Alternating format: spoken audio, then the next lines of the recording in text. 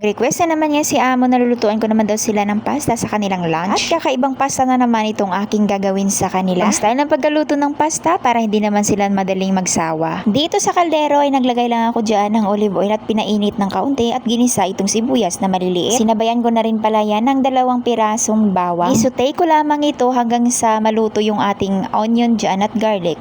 At saka sinunod ko naman itong kamatis at green pepper. Maliliit pala lahat ng gayat-gayat na iyan at naglagay din ako dyan at nagdagdag din ako dyan ng Knorr cubes at saka ko tinakpan. Pinaluto ko na muna yan ng mga ilang minuto saka ko nilagay itong manok. Ang pagayat ko pala dyan ng manok dyan ay pa cubes pero maliit. Naglagay din ako dyan ng mga pampalasa katulad ng paminta. At syempre itong ating asin. Hindi ko na masyado dinamihan itong asin kasi naglagay ako ng Knorr cubes dyan at medyo maalat-alat yun. Hinalo-halo ko lamang siya hanggang sa makumbine yung mga pinaglalagay ko dyan pati itong mga kamatis at sibuyas at itong ating manok. Tinakpan ko na muna yan ng mga ilang minuto hanggang sa mawala yung tubig-tubig ng manok. Saka ako naglagay nitong oregano. Pagkasunod niya ay naglagay din ako diyan ng kaunti o siguro mga 1 kutsara at kalahating salsal or itong ating tomato paste. Isa-gisa ko lamang yan siya hanggang sa makombine at magano talaga itong tomato paste at mabalot dito sa ating manok.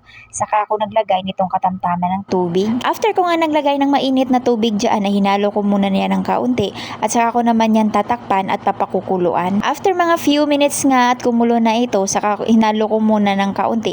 Saka ko nilagay itong ating pasta. Dito kasi sa bahay ng amo ko, yung kinakain nila o pinapaluto nila sa akin ay kadalasan ay paulit-ulit lamang. At para maiba naman yung kanilang panlasa ay iniiba-iba ko talaga kung paano ko yan lulutuin. At nakakatuwa nga lamang dahil kahit pihikan sila sa pagkain ay kahit paiba-iba yung gawin ng pagluluto ko ay nagugustuhan din nila at nauubos din. So itong pagluto natin at paglagay natin dito ng pasta ay kailangan natin yan ng halu-haluin kasi mabilis yan siyang magdikit sa ilalim. Saka naman ako naglagay dito ng cooking cream at kaunting gatas lamang na iba. Sa pampalasa at pampabalansi ng kanyang lasa ay hindi ko talaga nakakalimutan maglagay dyan ng cream cheese. Pwede naman kayong gumamit dyan ng ibang cheese katulad ng mozzarella pero sa akin ay cream cheese yung aking ginagamit kasi mas malasa kasi siya. Inamoy ko nga yan at ang amoy niya para siyang sopas. Dahil ayaw nilang kumakain sila ng may sabaw or sopas ay talagang papaanuhin ko yan, papalaputin ko talaga yan. Nagdagdag pa nga ako dyan ng kaunting cooking cream kasi medyo matigas pa itong ating pasta. At kasi yung pagluluto ko niyan ay paiba-iba yung pagluluto ko ng pasta at iba din yung pagluluto ko ng sauce. At habang ako pala ay nagluluto ng pasta dyan ay nagmemeryenda naman ako nitong leftover namin na mga manok dun sa kabsa at pinirito ko siya ng patoste. Ewan ko lang siya ng sausawan ng suka, lemon at hiniwaan ko siya ng sibuyas at dinagdagan ko lang ng kaunting magic sarap ay nako napakasarap. Tama nga at ako'y busog na saka naman naluto itong pasta na aking ginawa. Medium heat nga lang pala yung pagkaano ko dyan at tamang-tama talaga yung pagkaluto niya. Perfect na perfect pati yung ating pasta. Hindi masyadong